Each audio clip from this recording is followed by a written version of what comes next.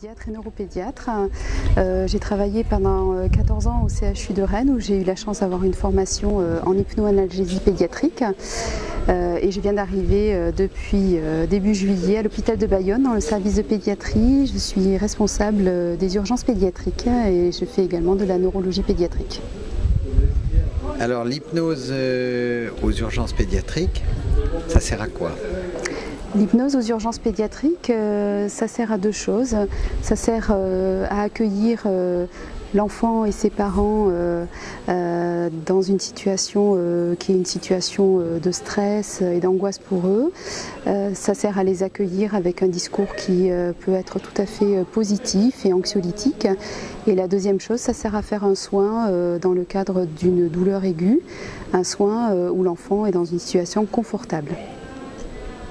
Je suppose qu'il faut qu'il y ait une équipe avec toi. Tu ne peux pas faire toute seule face aux urgences en ayant une seule formation d'hypnose. Voilà, tout à fait. Donc effectivement, j'avais la chance de travailler au CHU de Rennes avec une équipe qui avait été quasiment dans son intégralité aux urgences pédiatriques formée à l'hypnose, ce qui était extrêmement confortable pour la prise en charge globale du patient, puisqu'effectivement, dans un service d'urgence pédiatrique, il y a bien sûr des médecins, mais surtout des puéricultrices qui sont des infirmières formées à la pédiatrie, des aides-soignantes très importantes qui nous permettent de prendre en charge l'enfant dans sa globalité.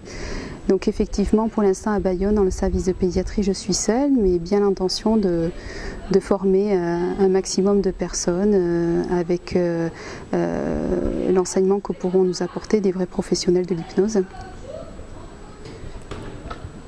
Lorsque un enfant se présente avec ses parents, est-ce que tu leur dis quelle va être cette prise en charge particulière ou est-ce que c'est spontané ?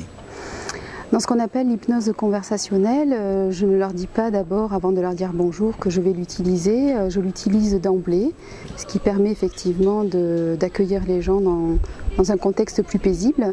Par contre, effectivement, si après on fait un soin à un enfant pour lequel on pense utiliser l'hypnose, je présente souvent ça comme une technique de relaxation qui va permettre à l'enfant de se détendre et à nous donner les moyens de faire ce soin dans de meilleures conditions.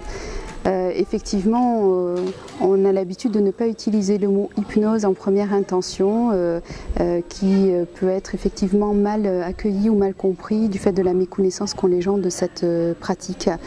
Mais une fois que le soin a été fait et que l'hypnose s'est effectivement bien passée, on peut en discuter un peu plus avec les parents qui en général sont très surpris de ce qui vient de se passer et qui sont tout à fait positifs et favorables et très contents que leur enfant ait pu bénéficier de ça. Et le demandent d'ailleurs quand ils reviennent avec leur enfant aux urgences. Ils demandent à ce que, effectivement, est-ce qu'il est possible d'utiliser à nouveau cette technique-là pour faire les soins chez leur enfant.